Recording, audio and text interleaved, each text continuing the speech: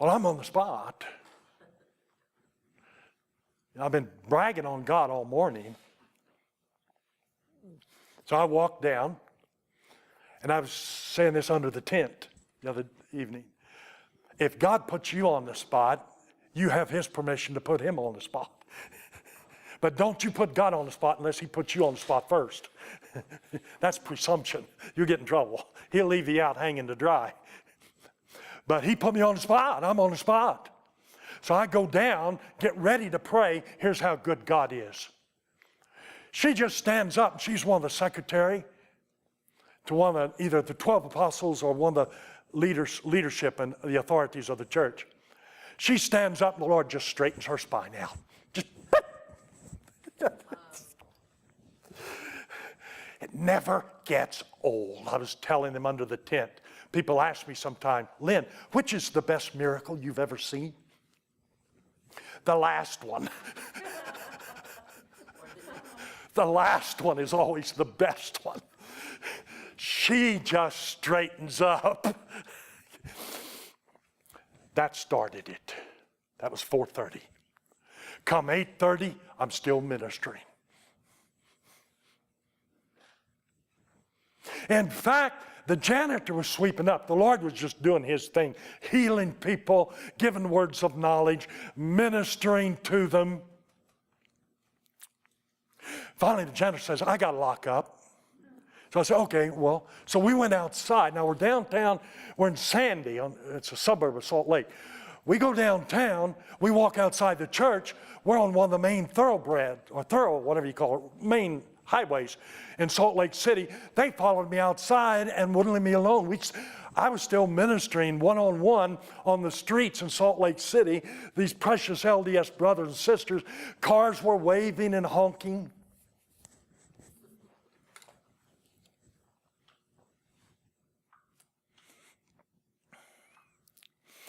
I've had the privilege of seeing around, hundreds, 200 or 300 anyway, precious LDS brothers, sisters, minister in miracles and healings. They receive their prayer languages. And it's occurring here as well, different places. It really, I say your heritage is returning. Or you are returning to your heritage. You really are. I'm going to quit with this. I'll be done in 10 minutes, 8:30. That okay? Well,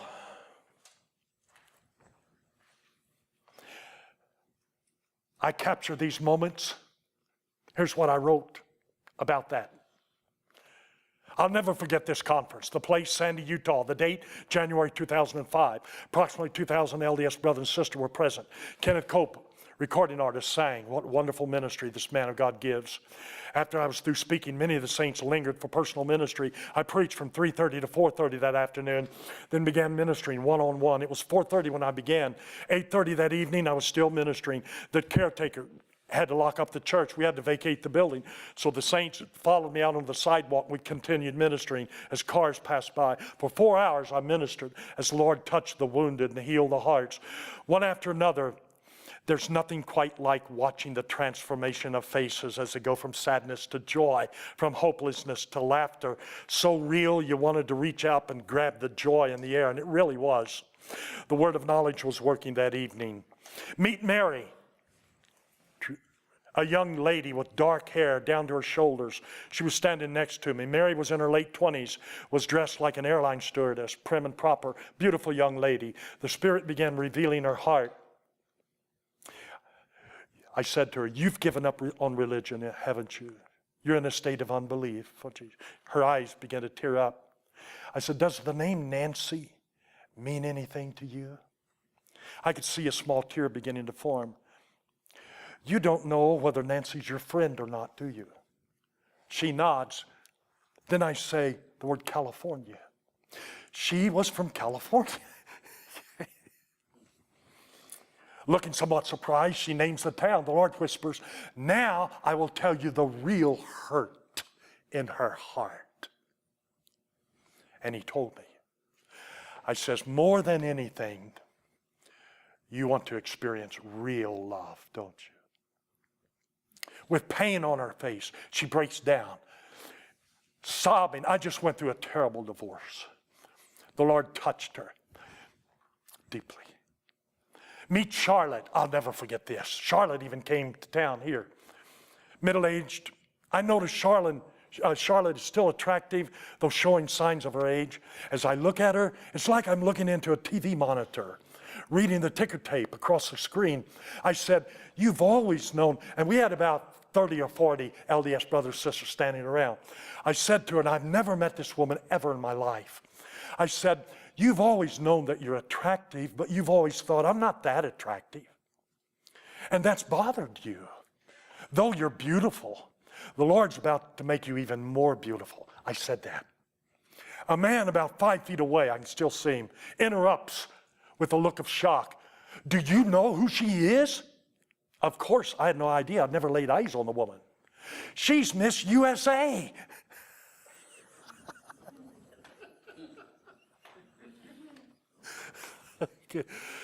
Still somewhat taken back. This man was, do you know who you're talking to? At that moment, the woman breaks down. All these years, I wondered if I was that pretty. She buries her face in her hands, and then the Holy Spirit comes on her. She speaks the most beautiful language. She just, in tongues.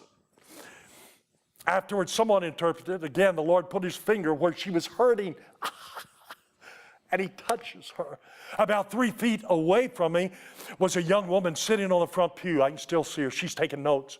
The Lord gently whispers. I look at her and say, ma'am, you've been tormented for years with mental depression. It's caused by bad relations with men. She begins weeping. The Lord begins to remove her pain right then.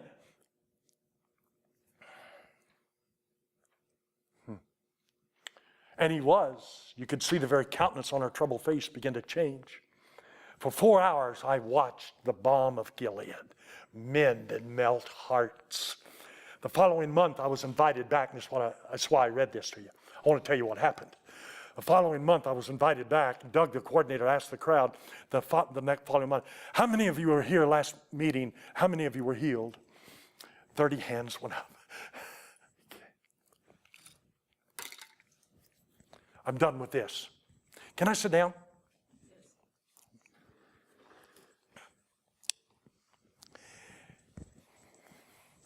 I was invited back. Actually, about 2 or 3 months later.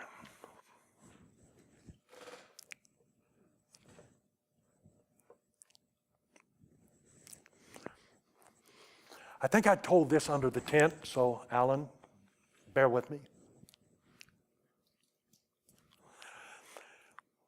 In Draper, Utah, which is a southern suburb of Salt Lake City, there's a Foursquare church, Pentecostal church.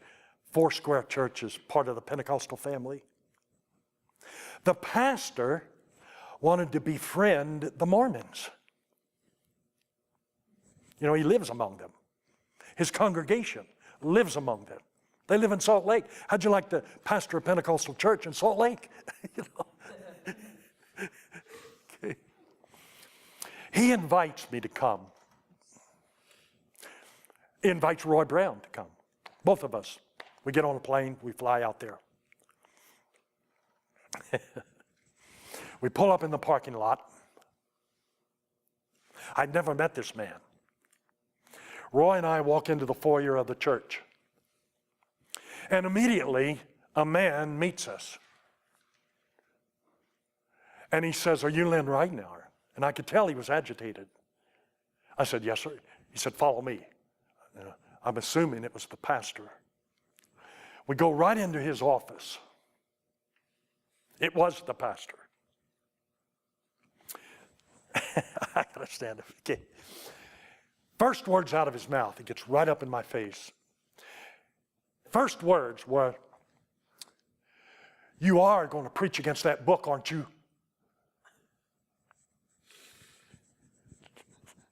Yeah. First words out of his mouth. Now, why did he say that? He thought there would be a handful of Mormons come to this conference. 15, maybe 15 or 20. What I did not know, but he knew it, what I did not know was inside, sitting in his church, there were about 200 Mormons sitting on one side, all sitting there. Okay. And his Pentecostal congregation was sitting on the right. We had a couple hundred Mormons on the left, a couple hundred Pentecostals on the right. His church was full.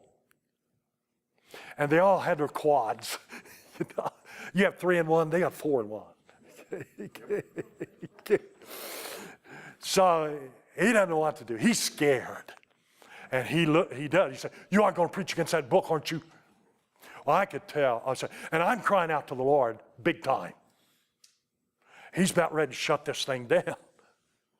I said, "Lord, please, you got to help me. Tell me what to say." Okay. I said, "Well, sir," I've never met him. I said, "Sir, I'm one of you." Okay. I said, "I'm a Baptist preacher, a charismatic Baptist. He's Pentecostal, I'm charismatic." So I saw his stress meter go down from a 10 to an 8. Okay. And then I could tell, I think he's old enough to remember this. I said, "Sir, do you remember the Jesus movement of the 60s and 70s? He said, "Oh, yeah." I said, "Well, I'm an old Jesus people person. My wife and I, we're products of the Jesus movement." And that really helped out a lot. Oh. And I said, "Let me tell you how we used to minister among the hippies. We used to live with them. We had a ministry. We had a Christian halfway house, had a 180-acre farm with some vacated buildings. We'd go out in the parks and pool halls, pot parties, wherever the hippies were, and ask them to come live with us. So you don't have to live out here in your sleeping bag in the park. Come live with us." Well, I was telling him this. And I said, "Pastor, let me tell you how we ministered among the hippies." And he's listening. I said, when we'd go out, invariably, we'd invite them to come live with us. And Pastor, they would say, "Well, we smoke pot, don't you?" And Pastor, I would say, "I don't care. Just do me a favor. If you smoke, if you have to smoke, don't smoke on our grounds, because we got a good thing going here. We don't want to get busted." And Pastor, they honored that. And then I said, "Pastor, invariably, they would say, the guys would say, who had girlfriends, not my words, the guys' words, they'd say, 'Well, can I bring my old lady with me?' Girlfriend." Okay. I would say, "Well, yeah." He said, "Well, now, we're not married. We sleep together." And I would say, "Bring her." I could tell he's really getting nervous, Pastor. And I'm thinking, I better shut this thing down before he shuts it down. And then I'd just cry out. I say, "Lord, please." And these words shoot out of my mouth. I don't know where they come from. I say, "Pastor," oh, first of all, I say this before I say what I said. I said, "Look," I said, "Pastor, those Mormons in there,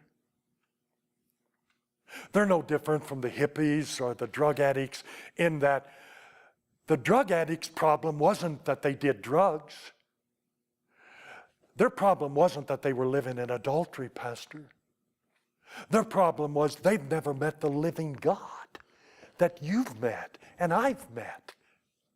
And I said, same way with the Mormons inside there, Pastor. Their problem isn't that they believe in that book. Their problem is the same as all of our problems, Pastor. A lack of intimacy with Christ.